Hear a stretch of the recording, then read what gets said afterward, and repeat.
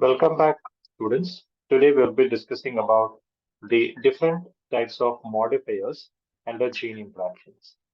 Previously, we have discussed about the law of independent assortment and the Mendelian law 2, which enables the two different organisms or the species to form 16 different types of progenies into four different phenotypes and three different genotypes.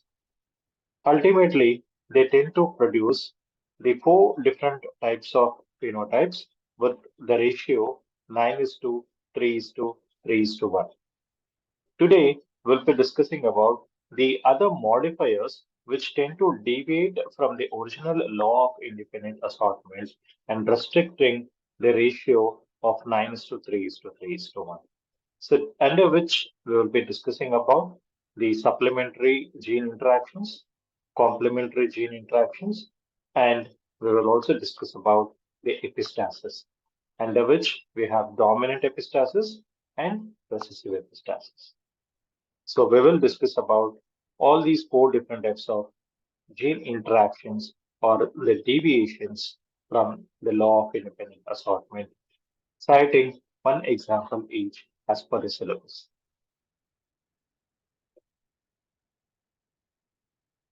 So we have already discussed about what is the difference between the character to the of a trait. Usually, a color could be a character under which we have two different traits. It could be white or it could be black. So the different colors forms the different traits, which falls under a single type called a character. Another example would be height.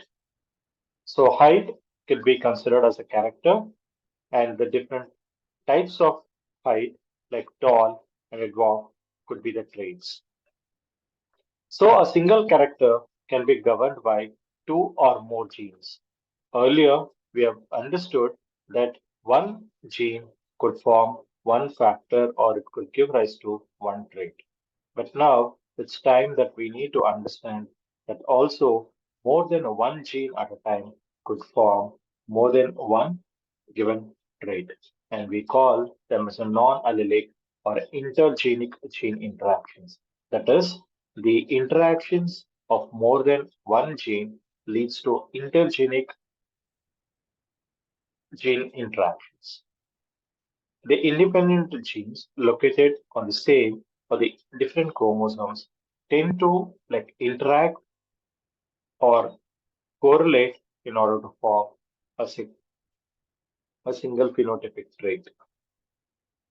So the first one that we will be discussing is about the epistasis. Epistasis, as I told you, is a process or a mechanism which is formed due to intergenic suppression or the masking effect. So, to put it in a simple words, we need to understand that one gene tends to dominate and the other gene which gets repressed or which is masked by the action of a dominant gene is considered as a recessive epistasis. So, as I told you in the beginning, there are two different types of epistasis. One is a dominant epistasis, and the other one is the recessive epistasis. So these two variations or gene interactions tend to give out different types of results. So a gene which tends to express itself in the presence of another gene is considered as a dominant epistatic gene.